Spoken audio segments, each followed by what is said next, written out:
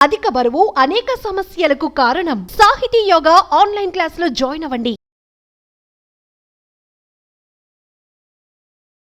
Welcome to our channel. ఈ మధ్య కాలంలో మనం చూస్తున్నామండి, మామూలుగా అయితే సీజన్ మారినప్పుడు మనకు జలుబు ఇట్లాంటివి రావడం కామన్‌గా చూస్తా ఉంటాం. కానీ కొంతమందిలో ఎక్కువ శాతం సీజన్‌లు మారకున్నా కూడా వాళ్ళకి రికరెంట్‌గా అంటే జలుబు వస్తూనే ఉంటుంది. సో, దీన్ని సైనసైటిస్ అంటారని చెప్పేసి మనం వింటున్నాము. సో, ఈ ప్రాబ్లమ్ ఎందుకొస్తా ఉంది? సైనసైటిస్‌ని మనం తగ్గించుకోలేమా? ఈ విషయాలను తెలియజేయడానికి మనతో పాటు ఉన్నారు MD general medicine doctor Rajesh Ukkala గారు. సో, సార్ ద్వారానే ఈ విషయాలను తెలుసుకుందాం. నమస్తే సార్. నమస్తే. సార్ మామూలుగా చాలామంది సార్ సీజన్‌లు మారినప్పుడు జలుబు చేయడం కామన్ సార్ అది. బట్ ఈ మధ్య కాలంలో చాలా ఎక్కువ మంది సో, సైనసైటిస్ అని చెప్పేసి హెడేక్ రావడము, ఇట్లా జలుబు ఎక్కువ సార్లు రావడము, ఇలా అది తగ్గకపోవడం సంవత్సరాల కొలది. సో, ఈ ప్రాబ్లమ్ ఇలా ఎక్కువ మందిలో ఎందుకొస్తుందంటారు? వాస్తవానికి ఇది చాలా ఇంపార్టెంట్ టాపిక్ అండి. మనందరికీ తెలిసినట్టే ఈ పొల్యూషన్ ఎఫెక్ట్ అనేది బాగా పెరుగుతుంది. సో, పొల్యూషన్ పెరిగినప్పుడు అలర్జెన్స్ ఏవైతే అలర్జీ పుట్టిస్తాయో అవి అలర్జెన్స్ అంటారు. వాటి శాతం పెరుగుద్ది. సో, అవి పెరిగినప్పుడు ఎవరికైతే సెన్సిటివిటీ ఎక్కువ ఉంటుందో ఆ అలర్జెన్స్‌కి, ఎవరికైతే అలర్జీ ప్రభావం ఉంటుందో వాళ్ళల్లో ఈ సైనస్ ఎక్కువగా ఎఫెక్ట్ అవ్వడం గమనిస్తాం. ఎందుకంటే సైనస్ అనేది ముక్కుకి పక్కన, కళ్ళకి పైన 4 కవటాల్లో ఉంటదది.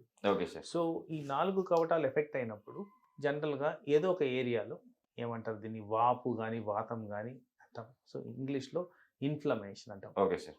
సో, దాన్నే సైనస్ ఆర్ సైనసైటిస్ అంటాం. ఓకే.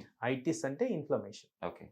సో, అది రాంగానే ఏమవుద్దంటే ముక్కు దిబ్బడ, కాస్త హెడేక్, తర్వాత స్లోగా అది నిద్రపోయేటప్పుడు తీవ్రత పెరగడం, నోస్ అబ్‌స్ట్రక్షన్ రావడం, నిద్ర పట్టకపోవడం, నోరు ఎండుకుపోవడం, నోరు చేదుగా రావడం, ఓకే. టాన్సిల్స్ డెవలప్ అవ్వడం, దగ్గు డెవలప్, ఇవన్నీ సీక్వెన్స్ ఆఫ్ ఈవెంట్స్ సైనస్ ద్వారా వస్తాయి. Okay sir.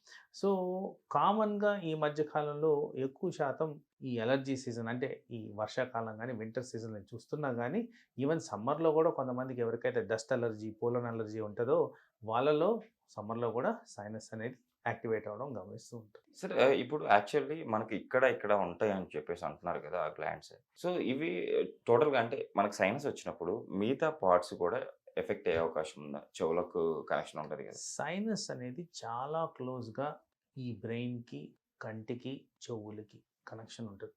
సో, ఈ అవయాల్లో ఏ అవయవమైనా ఎఫెక్ట్ అయ్యేదానికి ఆస్కారం ఉంది. ఓకే. ఇంకొక ముఖ్యమైన అంశం ఏంటంటే పంటికి కూడా చాలా దగ్గరగా ఉంటుంది సైనస్. సో, పంటికి ఇన్ఫెక్షన్స్ కూడా వచ్చేదానికి ఆస్కారం ఉంది. సో, సాధారణంగా సైనస్ కానీ దీర్ఘకాలంలో ఉంటే ఎక్కువ శాతము ఫంగల్ ఇన్ఫెక్షన్స్ అనేది గమనిస్తాం. ఓకే. ఇలాంటివి జరిగినప్పుడు బ్రెయిన్ ఎఫెక్ట్ ఛాన్సెస్ ఎక్కువ ఉంటాయి కాబట్టి ఇది ఓకే. చాలా తీవ్రత రూపం దాల్చి సీరియస్ కండిషన్ అండ్ ప్రాణాంతకరమైన కండిషన్ కూడా దారితీసేదానికి ఆస్కారం ఉంది. So, okay. సైనస్‌ని ప్రాపర్‌గా ఎవాల్యుయేట్ చేసుకోకుండా, ప్రాపర్‌గా డయాగ్నోస్ చేసుకోకుండా ఉన్న తరుణంలో మనకి హెల్త్ ఎఫెక్ట్స్ డేంజరస్ ప్రభావం చూపించేదానికి ఆస్కారం ఉంది. సార్ ఈ సైనస్‌కి సంవత్సరాల నుంచి ఉన్న ఈ సైనస్‌కి మనకు వైద్యం ఎలాంటి వైద్యం మీరైతే అందిస్తారు? సో, ఫస్ట్ అండ్ ఫార్మోస్ట్ దేనికైనా ఏ కారణంగా వస్తుంది అనేది ఐడెంటిఫై చేసుకోవాలి. సో, ఎవాల్యుయేషన్ అనేది ఇంపార్టెంట్. మీకు ఏ కారణంగా ఈ సైనస్ డెవలప్ అయింది. సో, దాని క్రమంలో చూసుకొని దీన్ని ఎలా ప్రివెంట్ చేసుకోవాలని. ఓకే. సపోజు అలర్జీని పక్కన పెట్టేసి రోగనిరోధక శక్తి గురించి మాట్లాడినప్పుడు first and foremost sugar levels ఎలా ఉన్నాయి, అంటే డయాబెటీస్ కంట్రోల్‌లో ఉందా లేదా, ఓకే సార్. విటమిన్స్ సరిగ్గా ఉన్నాయా లేవా, ట్రేస్ ఎలిమెంట్స్ సరిగ్గా ఉన్నాయా లేవా, మీకు ఏదైనా అవయానికి సంబంధించిన ప్రాబ్లం ఉంటే అది సరిగ్గా ఉందా లేదా, ఇలాంటివన్నీ కూడా ఇమ్యూనిటీ మీద ప్రభావం చూపిస్తాయి. Okay sir. ప్యూర్లీ సైనస్కి సంబంధించి చూస్తే ఇమ్యూనిటీ అనేది చాలా చాలా ఇంపార్టెంట్. సో, ఇమ్యూనిటీని ప్రాపర్గా పెంపొందించుకోవడం అనేది ఇంపార్టెంట్. రెండోది ట్రిగరింగ్ పాయింట్స్. ఓకే. ఈ ట్రిగరింగ్ పాయింట్స్ అవాయిడ్ చేస్తున్నామా లేదా, దుమ్ము ఏరియాకెళ్ళి నిల్చుంటే మరి సైనస్ వస్తుంది కదా, యెస్ సార్. దాన్ని అవాయిడ్ చేయాలి. తర్వాత ఈ సీజన్లో ఎక్కువ శాతం ఈ ఫ్లూ ఇన్ఫెక్షన్స్ ఉన్నాయి. మరి ఫ్లూ పర్సన్ ఎఫెక్ట్ అయిన దగ్గరికి ఆయన దగ్గరికి వెళ్ళి క్లోజ్గా ఉంటే సైనస్ అనేది ఎక్కువ ప్రభావం చూపిస్తుంది. Okay. So, hand sanitisation, face mask, avoidance of triggers, తర్వాత హెల్త్ కండిషన్స్ ఇవన్నీ ప్రాపర్గా చేసుకుంటే మనకి సైనస్ రాకుండా కాపాడుకోవచ్చు. సార్ మీరు చెప్పినట్టు మనం తీసుకునే ఆహారం వల్ల కూడా మనకు సైనస్ మళ్ళీ ఎఫెక్ట్ అయ్యే అవకాశం ఉంటుంది కదా సార్. సో, ఎలాంటి ఆహార పదార్థాలు ఇలాంటి వాళ్ళు తీసుకోవద్దంటారు? సో, సహజంగా గమనిస్తే ప్రతి ఒక్కరికి సిమిలర్గా అలర్జీ అనేది ఉండదండి. కానీ కామన్ సెన్స్ ఫస్ట్. ఓకే. దుమ్ము అందరికీ పడదు. యెస్. తర్వాత కొన్ని ఐటమ్స్ చల్లదనం ఉన్న ఐటమ్స్ డెఫినెట్గా చాలా మందికి పడవు. ఓకే. ఆయిలీ ఐటమ్స్ చాలా మందికి పడవు. సో ఇది ఇండివిజువలైజ్డ్గా కస్టమైజ్డ్గా చూడాలి. ప్రతి పర్సన్కి కొన్ని ఐటమ్స్ పడవు. అది ఎవరికి ఏవి పడతాయో పడవో ఆ ఇండివిజువల్కి తెలుస్తుంది. కానీ జనరల్గా చెప్పాలంటే ఏవైతే మనకి ఎలర్జీని కాజ్ చేస్తున్నాయో వాటిని అవాయిడ్ చేసే విధంగా మనం ఉంటే ఈ సైనస్ రాకుండా కాపాడుకోవచ్చు. సార్ ఈ సైనస్ దీర్ఘకాలంలో ఉంటే ఎలాంటి సమస్యలు ఫేస్ చేయాల్సింది వస్తుంది? సో తగ్గించుకోవడానికి మనం ఏం చేయాలి? సో సాధారణంగా సైనస్ని అదుపు తప్పి చూసినప్పుడు అది బ్రెయిన్ మీద ఎఫెక్ట్ చూపిస్తుందని చెప్పాను. అలాగే పంటి మీద చూపిస్తుంది, చెవు మీద చూపిస్తుంది, కంటి మీద చూపిస్తుంది.